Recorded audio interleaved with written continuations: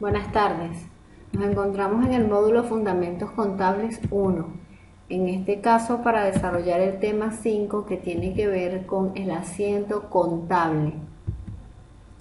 En este tema de asiento contable vamos a abarcar los siguientes tópicos. Vamos a definir qué es un asiento contable.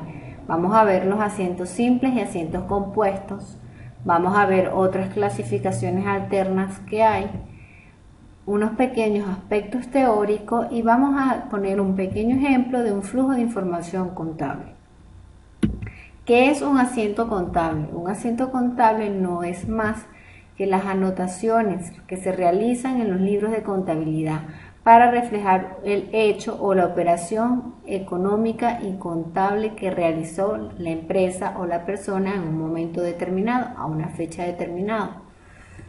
Estos libros contables son los libros auxiliares, los libros de diario, el libro mayor, los libros en general establecidos y estipulados en el Código Comercio Venezolano que veremos y desarrollaremos en el tema 6 de este mismo módulo.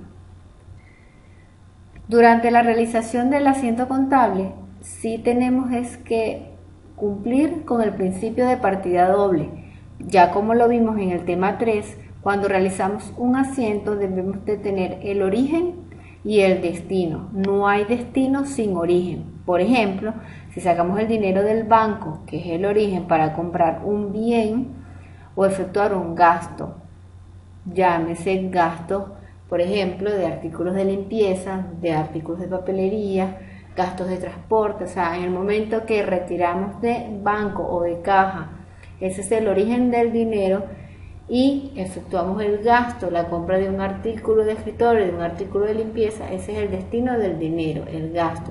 Toda operación o todo asiento debe tener en la operación un origen y un destino. De igual forma, si hemos ingresado dinero en el banco, o sea, ese es nuestro destino, debimos de haber efectuado antes una venta, por ejemplo, de mercancía. Ese fue el origen de nuestra partida. Entonces, a objetos de cumplir con el principio de partida doble, todo asiento debe tener un cargo y un abono, un origen y un destino. De esta manera, para ilustrar que siempre los asientos tienen que tener un cargo y un abono, vamos a ver el siguiente ejemplo. Una empresa alquila un local comercial todos los meses para llevar sus actividades a cabo. De esta forma, mensualmente debe pagar 1,5 millones de bolívares. Entonces, ¿qué va a hacer en su asiento? ¿Qué va a sentar en sus libros de contabilidad?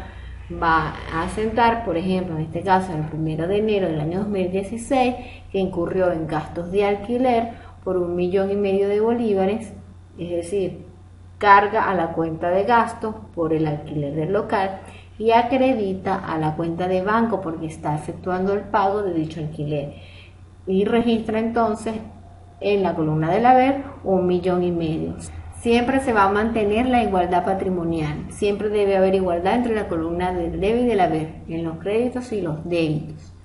Así entonces es un asiento simple, manteniendo siempre la teoría del cargo del abono, cumpliendo con el principio de partida doble. Vemos otro ejemplo. La empresa el 31 de enero vendió mercancías por bolívares 20 millones 100. Aquí, señores, entonces la empresa va a cargar al banco porque está recibiendo un dinero por bolívares 20 millones 100 y va a acreditar a la cuenta de venta porque es un ingreso o es de naturaleza acreedora. Entonces, en la columna del haber va a haber el mismo monto, las ventas por 20 millones 100. De esta manera podemos ilustrar que se cumple con el principio de partida doble. Ahora bien, cuando hablamos de la clasificación de los asientos, podemos ver que existen asientos simples y asientos compuestos. ¿Qué son asientos simples? Son aquellos que cuando se realizó la transacción o la operación no tenemos más que un débito y un crédito, un cargo y un abono. Un ejemplo de ello fue el que vimos en la lámina anterior, cuando la empresa pagaba alquiler mensual por bolívares 1,5 millones, donde vimos un cargo a la cuenta de gastos de alquiler y un abono a la cuenta de banco. Esto así es un asiento simple. Ahora bien, ¿qué se entiende entonces por asientos compuestos? Se denomina asientos compuestos aquellos donde en la transacción se involucran más de una cuenta en el debe y más de una cuenta en el haber, es decir, voy a tener varias cuentas deudoras y varias cuentas acreedoras.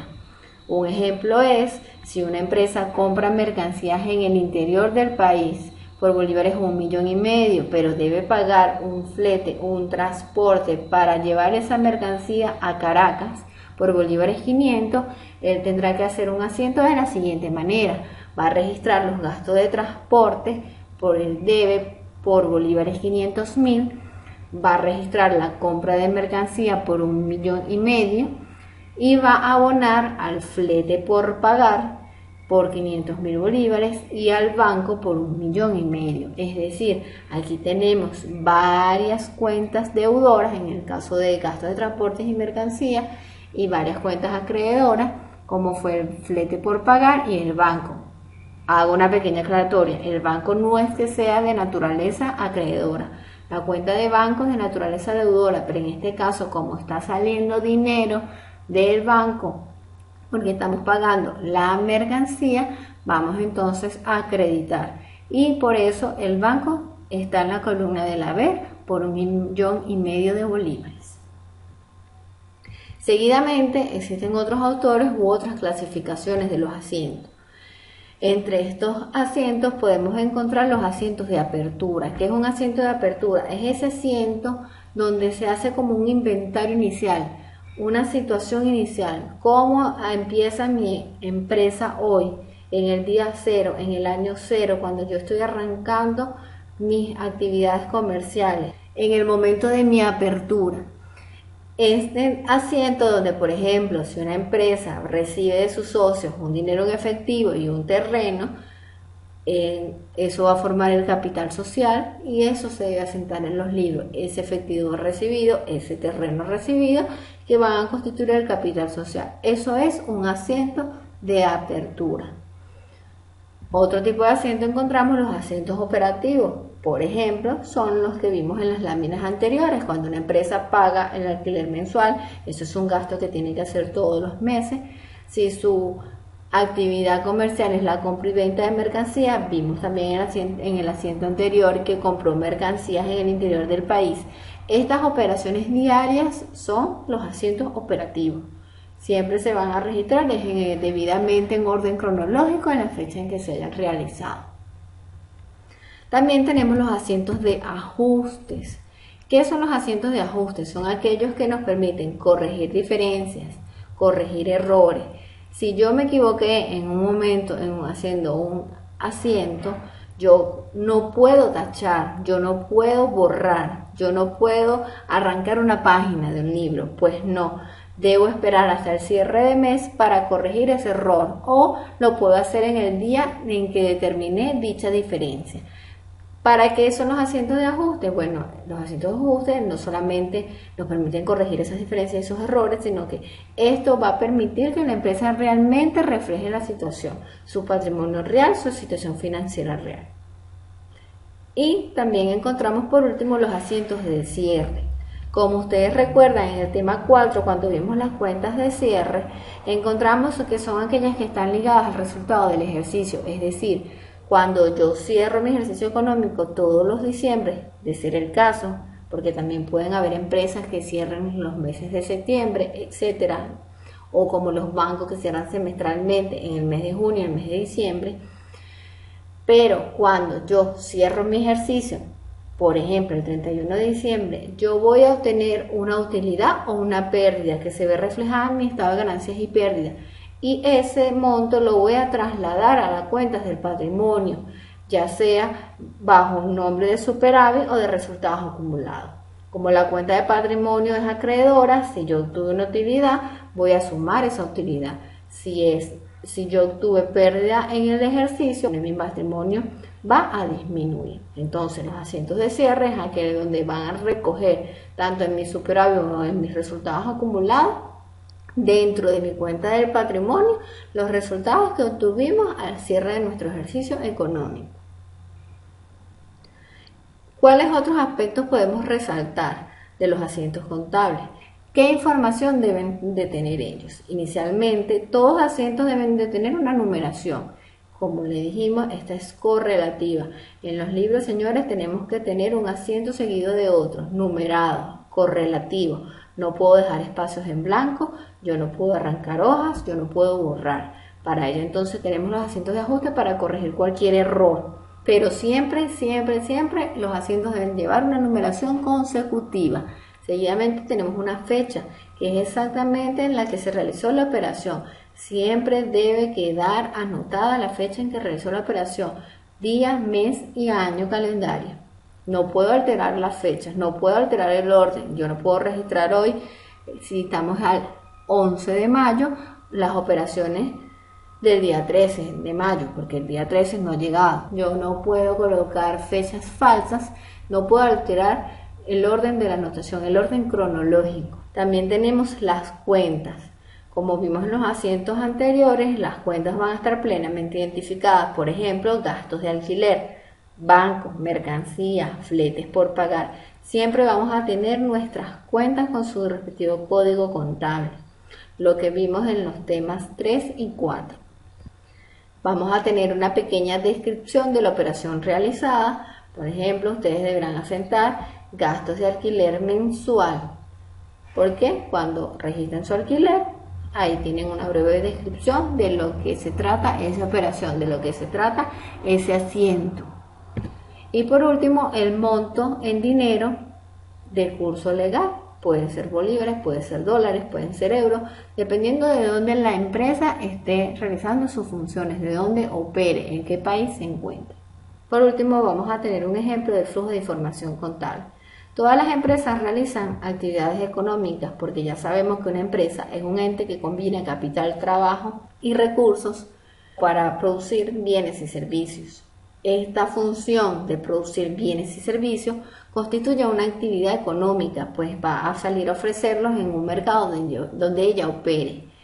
Esta actividad económica, por supuesto, va a generar un proceso contable, que es todo este proceso que hemos llevado desde generar una factura, generar un comprobante contable, llevar los libros auxiliares, llevar los libros diarios, los libros mayor, todos los libros contables.